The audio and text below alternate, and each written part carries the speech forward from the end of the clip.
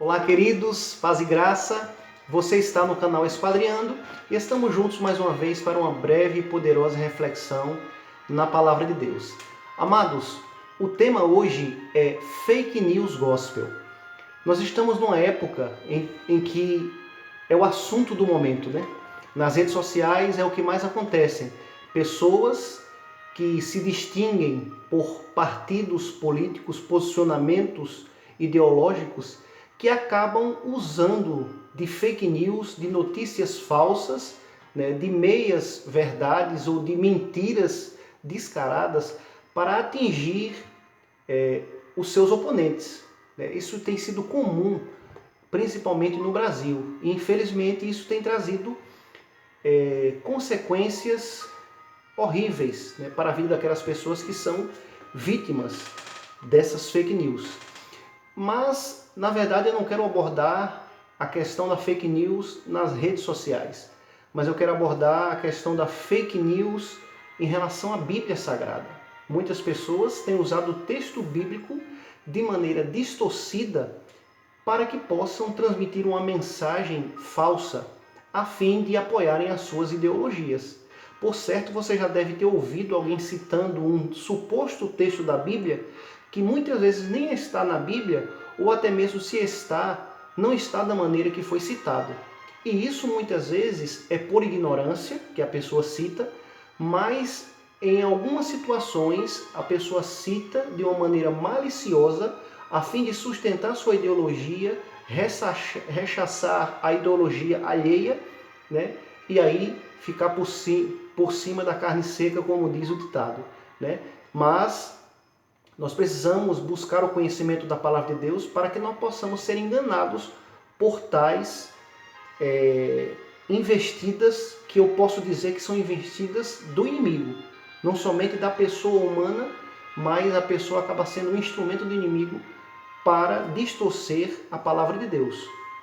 Eu já ouvi várias vezes pessoas citarem um texto da Bíblia de uma maneira distorcida para refutar a questão da necessidade de guardarmos o sábado.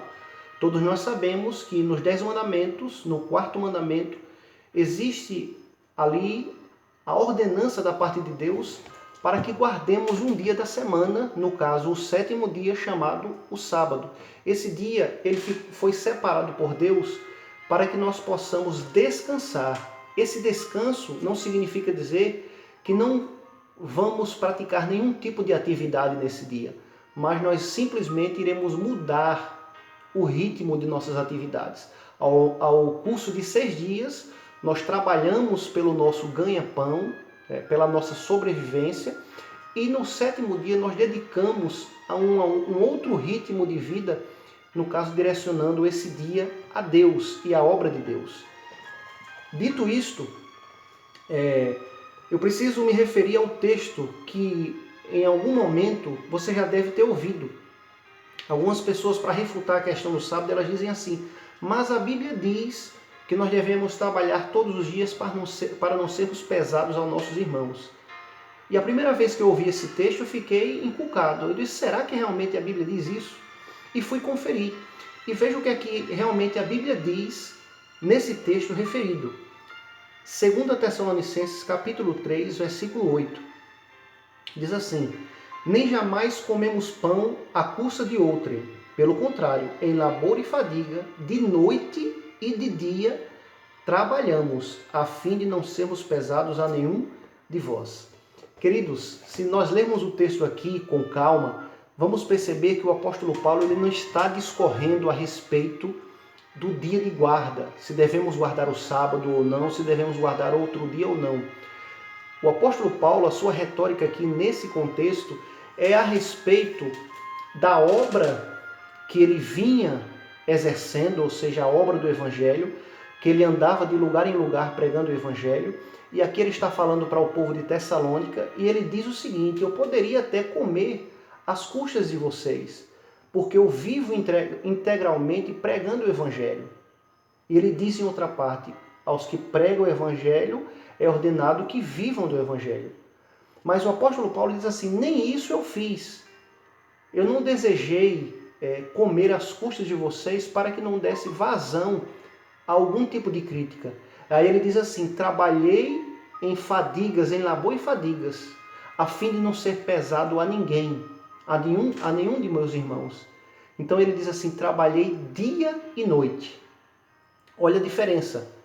O texto não diz trabalhai todos os dias. O texto diz trabalhai dia e noite. Existe uma diferença gritante aí. Eu posso trabalhar o dia e a noite de 6 dias por semana e descansar conforme o mandamento.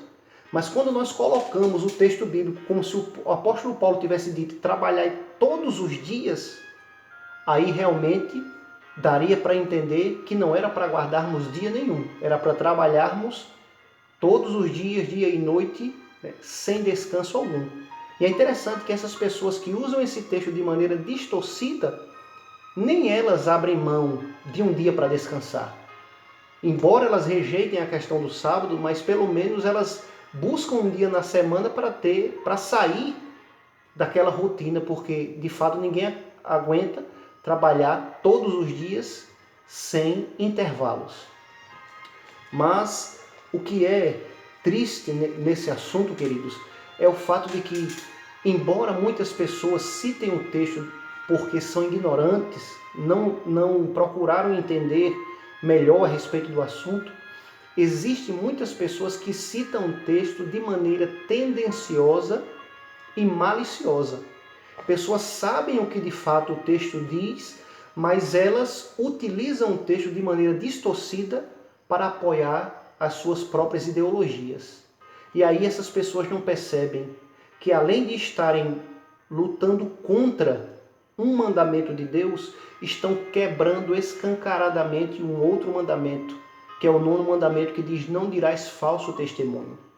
Então essas pessoas, além de mentirem, mentem a respeito da Bíblia, distorcendo a Bíblia, ou seja, ainda agravam ainda mais o seu pecado, e rechaçam um outro mandamento, que é o 4º, que manda nos guardar o sábado, tão somente porque não querem se submeter à totalidade da palavra de Deus.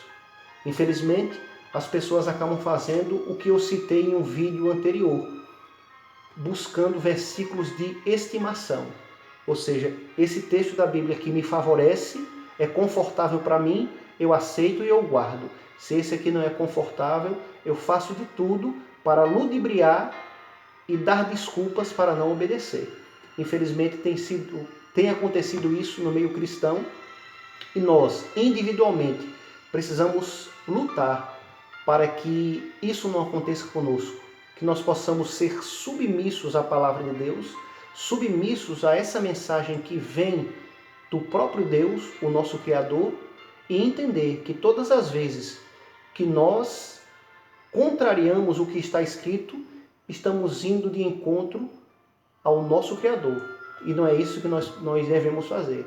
Portanto, queridos, que possamos nos esmerar cada dia mais na palavra de Deus, estudá-la com afinco e com sinceridade de coração, para que nós possamos a cada dia crescermos na graça e no conhecimento do Senhor Jesus.